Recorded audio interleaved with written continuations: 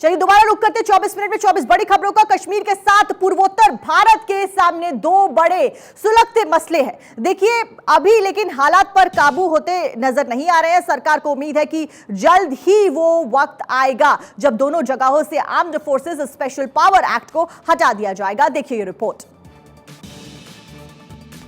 नागालैंड में एक जनसभा को संबोधित करते हुए केंद्रीय गृह मंत्री अमित शाह ने आफ्सपा पर बड़ा बयान दिया है। गृह मंत्री के मुताबिक पूर्वोत्तर भारत से जल्द ही आफ्सपा कानून हटाया जा सकता है।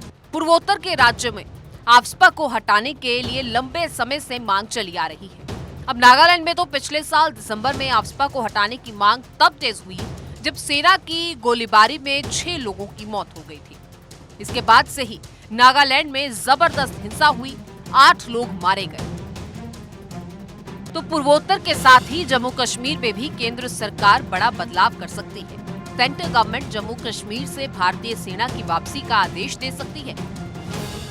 जम्मू कश्मीर का विशेष दर्जा खत्म किए जाने के करीब 3.5 साल बाद इस मुद्दे पर विचार किया जा रहा है। सरकार का दावा है कि जम्मू कश्मीर में आतंकी घटनाओं और सुरक्षा बलों की जान गंवाने की घटनाओं में 50% तक कमी आई है। लिहाजा कश्मीर घाटी से सेना को पूरी तरह से वापस बुलाने पर विचार हो रहा है। केरल के मुख्यमंत्री पिनराई विजयन के मुताबिक 3 तलाक कानून बनाकर केंद्र सरकार ने मुसलमानों के साथ अन्याय किया है। विजयन के मुताबिक इस कानून के अमल में आ जाने की वजह से मुसलमानों के साथ दोयम दर्जे के नागरिकों वाला सलूक हो रहा है। वहीं बीजेपी ने कहा है कि केरल के सीएम एक नई कुरान गढ़ रहे हैं। देखिए ये रिपोर्ट। मोदी सरकार के कार्यकाल में 3 तलाक कानून 2018 में अपने अमल में आ चुका था, जिसके बाद से ही मुस्लिम समाज में एक बार में 3 तलाक कहकर पत्नी को तलाक देना अपराध बन चुका है। कानून के लागू होने के बाद से मुस्लिम महिलाओं को काफी राहत मिली। तो वहीं अब केरल के मुख्यमंत्री पिनाराई विजयन ने 3 तलाक को आपराधिक बनाने के लिए केंद्र सरकार की आलोचना की है। तो वहीं बीजेपी के नेता केजे अल्फोंस ने पलटवार करते हुए कहा कि कम्युनिस्ट पहले ही केरल की छवि खराब कर चुके हैं। बीजेपी के मुताबिक विजयन एक खास समुदाय को वोट बैंक में बदलने के लिए बयान दे रहे हैं। केरल सीएम इसी एजेंडे के तहत कुरान को फिर से गढ़ने की कोशिश कर रहे हैं। Bureau report, Bharat 24।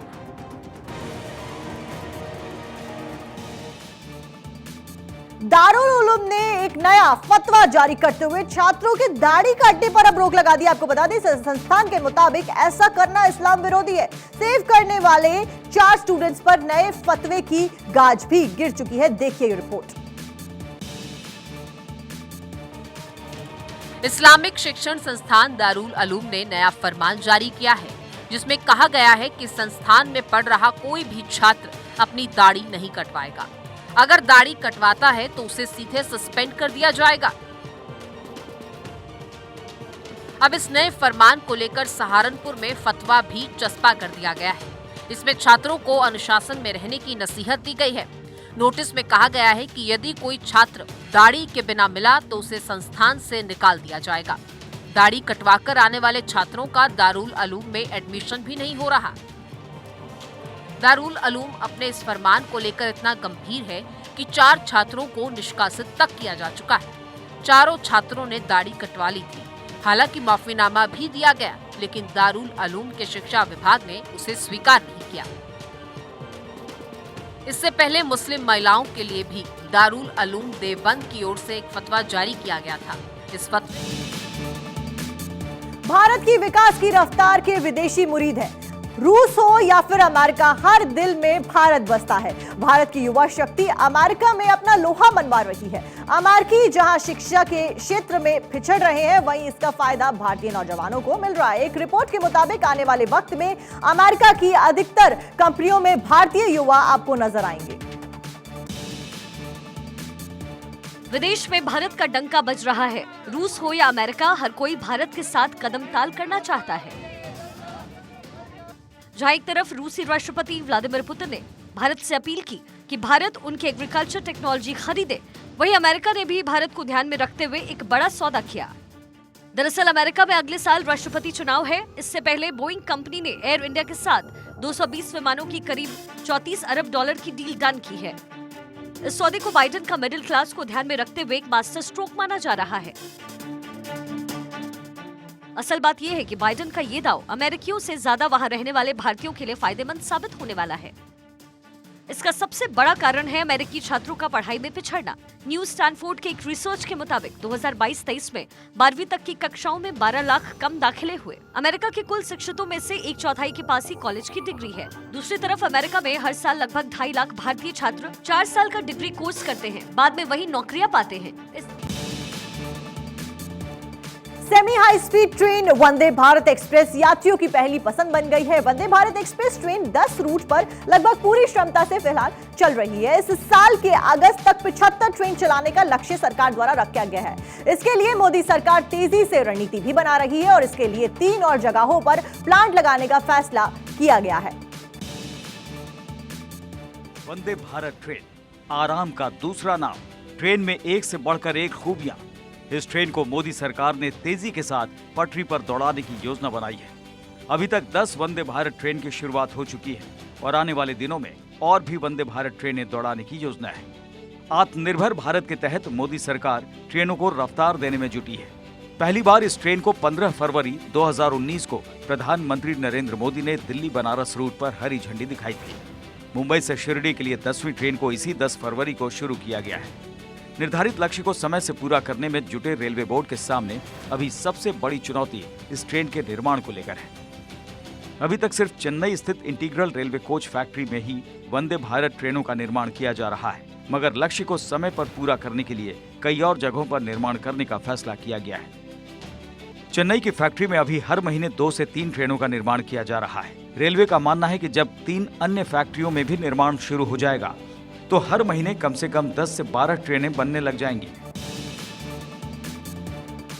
कुछ दिन पहले तक तेजस्वी यादव के चेहरे पर रौनक थी। इस चमक की वजह नीतीश कुमार का उन्हें बिहार के अगले मुख्यमंत्री के तौर पर प्रोजेक्ट करना था, लेकिन जैसे ही ललन सिंह ने अगले सीएम का फैसला 2025 पर छोड़ने का बयान जारी किया, तेजस्वी ने नीतीश से दूरी बनाना शुरू कर दिया। सियासी महकमों में चर्चा है कि कहीं नीतीश अतीत के मुताबिक एक बार फिर कोई खेल तो नहीं खेल रहे हैं। देखिए ये रिपोर्ट।